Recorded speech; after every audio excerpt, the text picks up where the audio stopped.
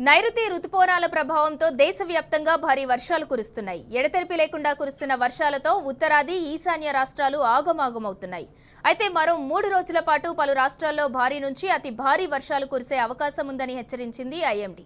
అతి భారీ వర్షాల దృష్ట్యా గుజరాత్, గోవా, మహారాష్ట్ర, రాజస్థాన్లోని కొన్ని ప్రాంతాలకు రెడ్ అలర్ట్ ప్రకటించింది. మధ్యప్రదేశ్, ఢిల్లీ, ఒడిశా, పశ్చిమ బెంగాల్, జార్ఖండ్లకు ఆరెంజ్ అలర్ట్ జారీ చేసింది.